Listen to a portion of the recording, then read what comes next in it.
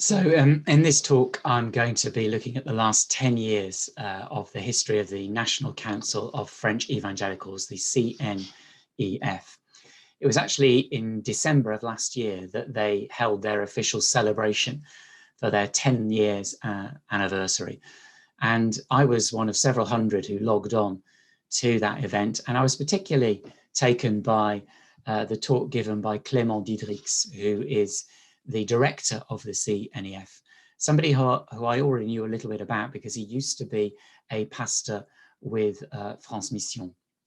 And afterwards, I just wrote to Clément to thank him for his talk and to ask him if I could make use of some of it for today's France Day. And he very kindly wrote back and sent me all his notes.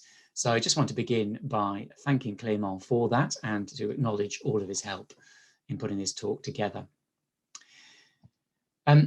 I suspect that many of you will have seen a graph like this before. It is incredibly impressive. Evangelicalism in France has certainly grown phenomenally since the middle of the 20th century. And that's something for which we constantly give thanks in France Mission. It is really wonderful to see that growth. But the fact is that by the end of the 20th century, although there was lots of growth, there wasn't much coming together and working together of the various evangelical groupings in France. There was a certain amount of suspicion over certain contentious issues, and that meant there was a real lack of visibility and credibility on the national stage, particularly as far as political leaders were concerned. And therefore, at the beginning of the 21st century, the French Evangelical Alliance brought together representatives from two significant networks. First of all, there was what you might call a classic evangelical network, the Réseau FEF, that France Mission, as it was then, Perspective, as it now is a part of. And on the other hand, they had the ADD, the Assemblies of God in France, the biggest, actually the biggest single denomination, the single evangelical denomination in France. And they just got the two groups together. And obviously that went well because at the beginning of 2001, they hosted another bigger talk where people could come together, an event at the Institut Biblique de Nogent. And there were two talks in particular which proved very significant. Apparently, I wasn't at this event, but so I'm told. One was by the professor, the theologian Henri Blocher, who talked about the theological contours of evangelicalism and just helped people see that there was far more that they had in common than they perhaps sometimes thought divided them. And the other really important talk was by Daniel Lichty. Jonathan has already talked about him in his talk. He is a former pastor at Le Pré. And for many years, he was also France Mission's and then latterly Perspectives Director of Development. And his real passion is church planting. And his talk was all about the big need for church planting in France and a challenge really for the different denominations present at this event to work together towards that goal of une pour 10,000, one church, one evangelical church for every 10,000 people in France. Well, apparently the event went well, and so for the next 9 years they continued to just lay the foundations for what would happen on the 15th of June 2010, when the CNEF was finally officially born, again at a gathering at the Nogent Bible Institute. The Alliance Française Évangélique, or Évangélique Française, the French Evangelical Alliance, took the bold step of basically dissolving themselves and saying we will be subsumed under this new entity to give everything a fresh new start. And it was under the leadership, the presidency of Etienne Lermenot, the Baptist pastor, that the CNEF started its life. Etienne is now the director of the Nogent Bible Institute. That's a bit of the background then as to how and why the CNEF came into being in 2010. Earlier this year, 2021, they produced a video to help people understand a bit more about how they functioned. And we thought that was so good that we had it subtitled in English. So I'm going to play that for you now, and hopefully that will give you a flavour of the different things that the CNEF is involved with. Here we go. Le protestantisme évangélique français présente une grande diversité. Celle-ci témoigne d'une réelle vitalité, mais elle a parfois contribué à brouiller le message. Aujourd'hui, le monde protestant évangélique regroupe plus de 700 000 protestants évangéliques pratiquants. Il se compose de 2550 églises locales, regroupées pour la plupart en unions d'églises. Il se compose aussi de dizaines d'œuvres nationales dédiées à l'action sociale, au partage de l'évangile, à la formation théologique ou encore à la défense de l'éthique biblique. Les responsables d'unions d'églises et d'œuvres évangéliques ont choisi de créer une instance rassemblant et représentant la grande majorité de ses composantes. C'est ainsi qu'est né le CNEF, Conseil national des évangéliques de France, le 15 juin 2010. Il regroupe à ce jour 32 unions d'églises évangéliques et 165 œuvres. Son objectif est simple, unir les églises et les œuvres protestantes évangéliques afin de faciliter l'annonce et la pratique de l'évangile de Jésus-Christ. Pour cela, le CNEF remplit 4 missions. La concertation entre ses membres, l'information pour faire connaître l'identité, les projets, les droits, les besoins des évangéliques, la représentation des évangéliques auprès des autorités sur le plan local, national et international. Dans 75% des départements, un comité départemental CNEF s'est constitué. Et enfin, l'animation de projets nationaux interdénominationnels. Il propose également un service juridique, un service pastoral auprès des parlementaires, ou encore un catalyseur de l'action sociale des évangéliques au travers de CNEF Solidarité. Le CNEF se fonde sur la mise en pratique des valeurs bibliques pour développer l'unité au sein du monde évangélique, la collaboration et veiller au respect des libertés religieuses afin de favoriser ensemble la proclamation et le témoignage de l'Évangile.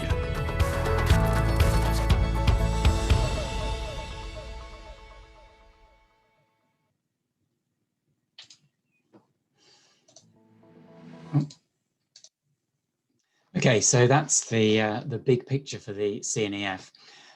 But since their inception, every year they've tried to focus on a particular topic to give a bit more sort of focus and structure to their activities. So in 2011, they wanted to focus particularly on theology, and they produced a book all about the prosperity gospel. And they also produced a shorter paper about miraculous healings, both subjects which obviously can give rise to some tensions and problems of understanding within the Christian world. But thankfully, they were able to produce a really biblically balanced view of both of these things, both the classic evangelicals and the Pentecostals working together to produce these resources, which have proved very helpful and valuable. The next year, 2012, was a focus on making sure that the CNEF was genuinely able to be a nationwide representative body. France is quite a centralized nation, and there's always a tendency for things to become quite Paris-focused. So the CNEF has really tried to ensure that there's as much coverage as possible, both within mainland France and in France's overseas departments. And you'll have heard in the video that now 75% of those departments have CNEF representation. The next year, 2013, there was a real focus on church planting, and they got together in what they called learning communities, different organizations working together in order to try and pool their expertise, their resources to pray for one another. And this is the group from France Mission a few years later, actually in the second phase of the project, who were a part of that. Then in 2014, they focused on increased unity, and particularly on an area which might seem a little bit strange to us in the UK, but was clearly important for them in France, which was making sure that there was a clear understanding about the difference between churches, local churches on the one hand, and parachurch organizations on the other. And they produced another one of their very helpful videos to explain that in more detail. Then the next year, there was a real focus on the the need to help people in France understand, French evangelicals understand what they could and couldn't do within the context of French laïcité, what they could and couldn't say. And they produced a really helpful series of little booklets under the title Libre de le dire, free to speak up, free to speak about our faith.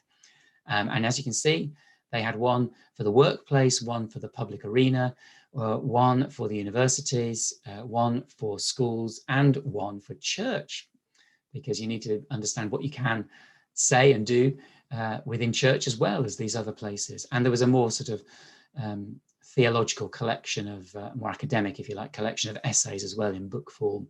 Really helpful, helping ordinary evangelical church members understand how they could share their faith and what was permissible in various contexts.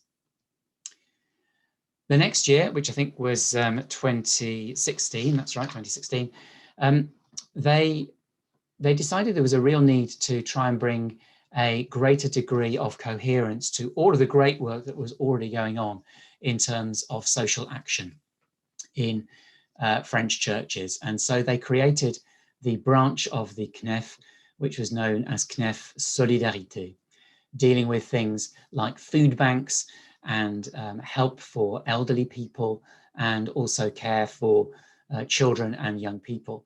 And one of the projects that one of the supporting churches for France Mission has become involved with over the recent years has been one of these projects, helping unaccompanied refugee minors in the town of Lille. So a great way of bringing cohesion and coherence to all of these excellent projects that are going on. Next year, 2017, the focus is on getting the message out there more clearly about what evangelicals stand for, particularly with French politicians. So there were booklets produced, like the one you can see on screen at the moment, and there was a whole new branch of the CNEF which was launched under the leadership of the pastor Thierry Le Gall, which was the pastoral service for parliamentarians, informing French MPs and politicians of various stripes about what evangelicals stand for, witnessing to them as appropriate occasions arose, and also praying for them, because of course some of them will be believers and would welcome the chance to pray with somebody who understood the pressures they were under too. And then in 2018, the focus shifted to young people following the success of a nationwide campaign of evangelism and social action combined called Bouge ta France, Get France Moving, which was spearheaded by young people, 15 to 25-year-olds, the previous summer. And so in 2018, there was a desire to build on that impetus nationwide through the CNEF. And that's where Clément left his presentation, on the very reasonable grounds that anything post-2018 was really a little bit too recent to constitute history. But I want to finish by looking at what the CNEF has done over recent months in relation to the new legislation, which I think many of you will be aware of. The legislation which is all about strengthening Republican values, as the title of the law puts it. Now, this law is a really important law in the sense that it's dealing with something very significant, which is the need to try and curb Islamic extremism within France. And actually just yesterday, there was the terrible news of the attack on the police station in Rambouillet, where very sadly an employee of the police station was killed by an Islamic fundamentalist. So this is a live issue, and we know that there have been many attacks over the years, and of course last year the terrible attack on the teacher Samuel Paty. So of course this is a real significant issue, but the way that the government's gone about it has meant choosing a route, probably in order to not to avoid, or to be able to avoid the charge of appearing as though they're targeting the Muslim faith. They've gone about it in a way which really has the potential to make life very difficult for many evangelical churches. Of course, peace-loving, law-abiding. So there's a deep irony there, but there we are. That's the situation that we're in at the moment. And the CNEF has done a very good job of mobilizing prayer for this whole process, but also they've done a great job of trying to put counter proposals to the decision makers. And I went along to an evening, a very helpful evening on Zoom, where they explained the law, where they said what their questions were, and they made very detailed suggestions, which were put to the parliamentarians who had to vote on this law. Well, sadly, as you probably know, in February, the 16th of February, the lower house, the Assemblée Nationale, voted in favour of the law with no amendments at all. And the CNEF continued their work of explaining and of lobbying and of talking. And in April, so just a couple of weeks ago, actually on the 12th of April, the Senate voted and they also passed the legislation, although this time they did take on board some of the things that the CNEF had been suggesting in relation to homeschooling. So that was helpful, but still a lot of things in the legislation which are troubling. CNEF has not been silent since then. There's been a lot of comment about it, particularly on their social media feeds. This is their Twitter feed, which is a very helpful source of information. And I guess they kind of, one can summarize what they're saying in these points. The first thing is that this law will definitely bring about a worrying increase in terms of state surveillance of religion, not specifically evangelicals, but certainly they will be caught up in this process. And there will be a great deal of power which will be vested in the hands of the préfet, the highest ranking state official within any French département. And in particular, every 5 years, the legislation says every place of worship will need to re-register with the préfecture. And who knows, maybe the préfecture will say, no, we're not going to give you we're not going to authorize your request to be re-registered. What's going to be the framework? What's going to be the structure for ensuring that that is not abused in any way? That's a bit of an open question at the moment. There are going to be very significant financial hurdles, particularly as far as we're concerned, France Mission, because any gifts received from overseas greater than 10,000 euros per annum will need to be formally declared. There will be significant scrutiny of plans to build new places of worship and the funds that are going to be available for them. And the authorities will perhaps be keener than they already are sometimes to prevent new places of worship being built. We'll have to see how that one plays out. And then either the pastor or the person who's the president of the church council will have to provide fairly detailed information in relation to tax receipts for all places of worship that are covered by the legislation, which is the vast majority of evangelical churches in France. And if there's non-compliance, then ministers face the possibility of personal fines of up to, I think it's 9,000 euros, which is obviously a significant sum. So summing up, the CNEF are arguing, and others too, that really this adds up to a lack of balance, a loss of balance in the pacte laïque, the system of checks and balances between religion and the state in France that seems to have worked pretty well, frankly, for the past century or so. And that really is dangerous in terms of freedom of religion in France. So that's where we are at the moment. But as Christians, we shouldn't be prey to fear about these things, nor to a victim mentality. And there was a very helpful article recently in Christianity Today based on extensive interviews with various folk, including the CNEF, explaining why French Christians shouldn't have that kind of mentality, and nor should we as those who support them. And the CNEF is still saying we must keep praying, and they're absolutely right. Praying in the spirit of scriptures like Acts chapter 4 and verse 29. There's a mistake on the screen there. It is actually Acts chapter 4, verse 29, where we read, "Now, Lord, consider their threats and enable your servants to speak your word with great boldness." Or Revelation 13, verse 10. This calls for patient endurance and faithfulness on the part of God's people. So we need to pray in that spirit, don't we?